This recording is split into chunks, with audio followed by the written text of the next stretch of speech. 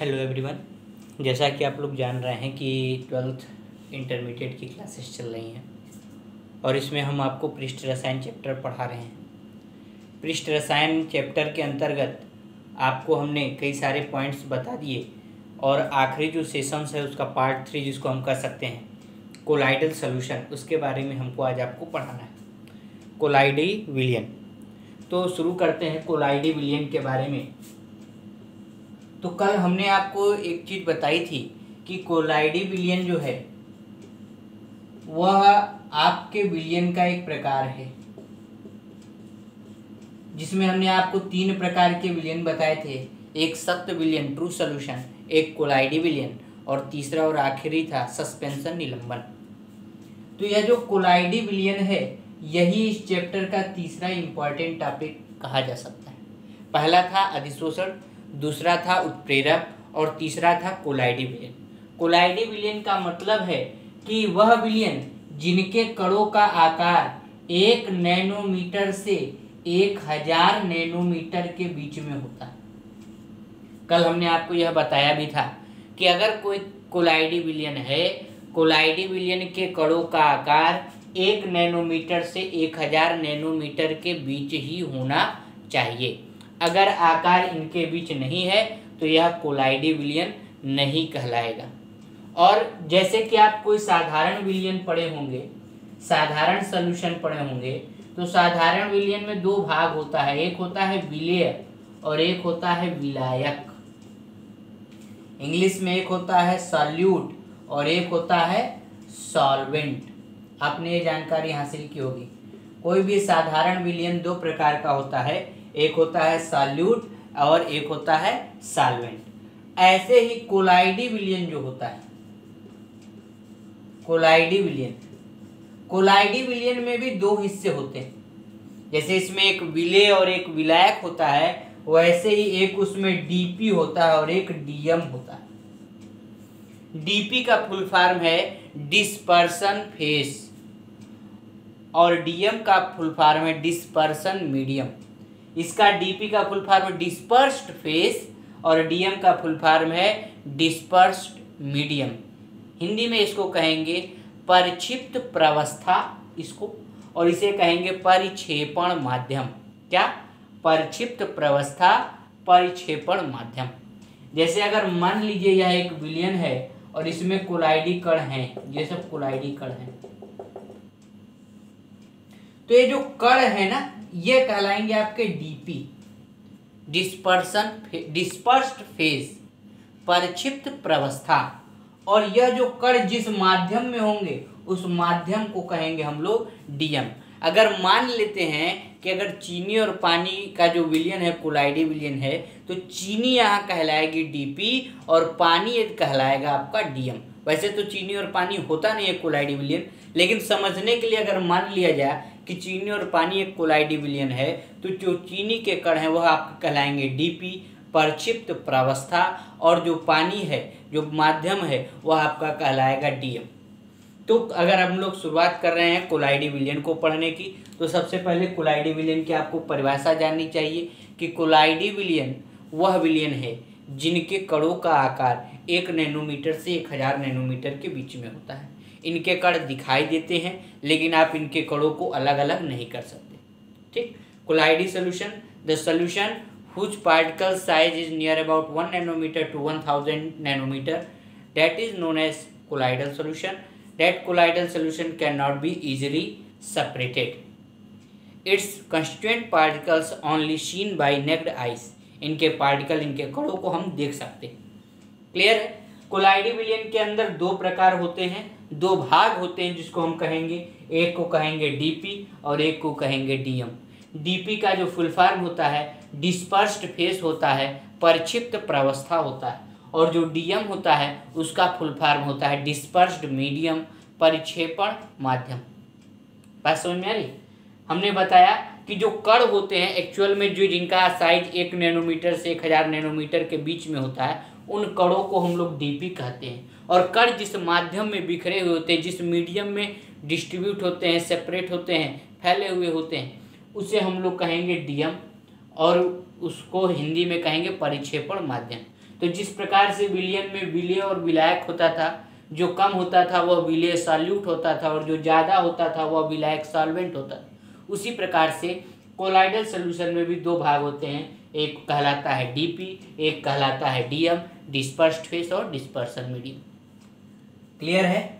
तो अब देखिए, जब आप डीपी और डीएम पढ़ लेंगे तो डीपी और डीएम के आधार पे जो कोलाइडी सॉल्यूशन है आपका, डीपी एंड डीएम के बेस पे ये 8 टाइप के कोलाइडल सॉल्यूशन होते हैं। डीपी और डीएम के बेस्ड पर 8 प्रकार के कोलाइडल सॉल्यूशन होते हैं। आपके एनसीईआरटी में बकायदा टेबल बना करके 8 टाइप के कोलाइडल सॉल्यूशन भी बताए गए हैं, उनके नाम भी बताए गए हैं और उनके एग्जाम्पल भी बताए गए हैं। तो यह 8 टाइप के आपके कोलाइडल सॉल्यूशन के नाम और एग्जाम्पल आप वहाँ से देख लेंगे, क्योंकि यह पेपर में पूछा जाता है। जैसे हम कुछ बताते हैं कैसे होंगे, जैसे डीपी है और डीएम, तो एक बार सॉलिड ले लेंगे। सॉलिड का मतलब ठोस, solid solid, solid liquid, solid gas, 3 प्रकार के हो गए। सॉलिड का सॉलिड के साथ, सॉलिड का लिक्विड के साथ, सॉलिड का गैस के साथ। फिर एक होता है लिक्विड का सॉलिड के साथ, लिक्विड का लिक्विड के साथ और लिक्विड का गैस के साथ। ये जो लिक्विड का लिक्विड के साथ है ये बहुत इंपॉर्टेंट है, ये आपके एग्जामिनेशन में कई बार 1 नंबर में पूछा हुआ है। अगर डीपी और डीएम प्रक्षिप्त प्रवस्था परिक्षेपण माध्यम दोनों ही यदि लिक्विड है तो ऐसे कोलाइडल सॉल्यूशन का नाम होता है मिसेल। हिंदी इंग्लिश दोनों में ही उसे मिसेल कहते हैं। आपसे पेपर में 1 नंबर में कई बार पूछा गया है मिसेल क्या होता है, तो इसके बारे में तो हम आपको बकायदा अच्छे से बताएंगे आगे। तो ये जो 8 टाइप के, जैसे सॉलिड का सॉलिड के साथ, सॉलिड का लिक्विड के साथ, सॉलिड का गैस के साथ, फिर लिक्विड का सॉलिड के साथ, लिक्विड का लिक्विड के साथ, लिक्विड का गैस के साथ, फिर गैस का सॉलिड के साथ, गैस का लिक्विड के साथ। एक नहीं होता वो है गैस का गैस के साथ, यह कोलाइडल सॉल्यूशन नहीं होता। इसको आप ध्यान रखिएगा कि गैस का गैस के साथ कोलाइडल सॉल्यूशन नहीं होता है। वही अभी आप सेकेंड चैप्टर जब केवल सॉल्यूशन पढ़ रहे होंगे, विलयन पढ़ रहे होंगे, तो वहाँ 9 प्रकार के होंगे, वहाँ पे गैस का गैस के साथ भी होता है। लेकिन यहाँ पर आपको कोलाइडल सॉल्यूशन में इसके केवल 8 टाइप्स मिलेंगे। 8 टाइप्स कौन कौन से? सॉलिड का सॉलिड के साथ, जब डीपी आपसे पूछेगा सॉलिड सॉलिड कोलाइडल सॉल्यूशन क्या है तो कहिए जब डीपी और डीएम दोनों ही सॉलिड में हो तो सॉलिड सॉलिड। डीपी का मतलब प्रक्षिप्त प्रवस्था और डीएम का मतलब परिक्षेपण माध्यम। इसी प्रकार से ये 8 टाइप हैं, उनके 8 अलग अलग नाम भी हैं, आप उसको नोट से देख लेंगे। 1 मार्क्स के क्वेश्चन है ये, जो कि आपके एग्जामिनेशन में आए हुए हैं। तो डीपी और डीएम के आधार पे कोलाइडल सॉल्यूशन 8 टाइप के हुए। अच्छा, कुछ कोलाइडल सॉल्यूशन के नाम भी हैं, जैसे एक है पे एग्जामिनेशन में आता है हाइड्रोसॉल किसे कहते हैं, इंग्लिश में भी इसे हाइड्रोसॉल ही कहते हैं। तो नाम में है हाइड्रो, हाइड्रो का मतलब एक तरीके से पानी होता है।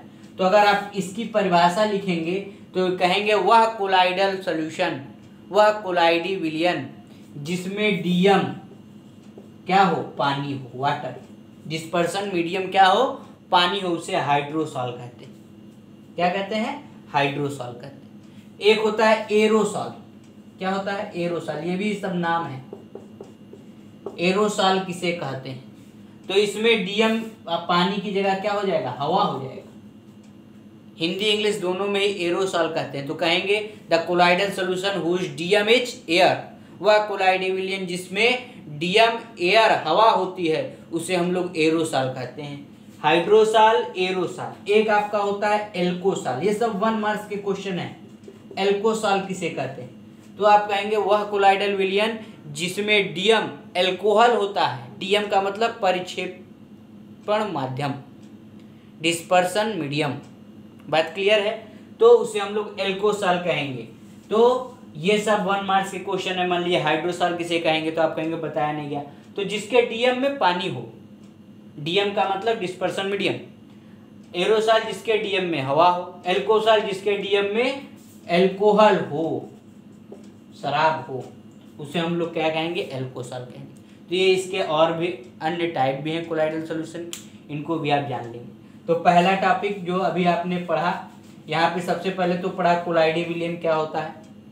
हमने बताया जिनके कणों का आकार 1 नैनोमीटर से 1000 नैनोमीटर के बीच में होता है। फिर आपने डीपी और डीएम के बारे में जाना कि जो कण होते हैं उन्हें डीपी कहते हैं और कण जहाँ बिखरे हुए होते हैं उसे डीएम कहते हैं। जैसे जेली है, जेली में जो छोटे छोटे कण आप देखेंगे वह डीपी है और वह एक लाल रंग के पदार्थ में फैले हुए हैं, तो वह आपका क्या कहलाएगा, डीएम कहलाएगा।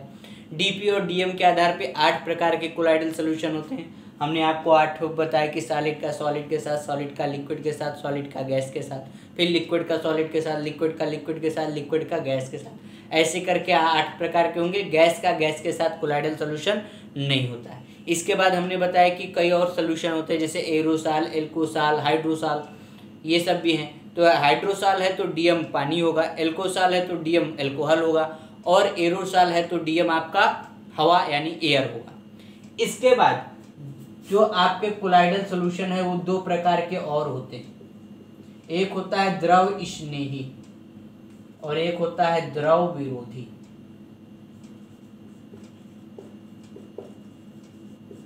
इंग्लिश में कहते हैं लायोफिलिक और एक होता है लायोफोबिक।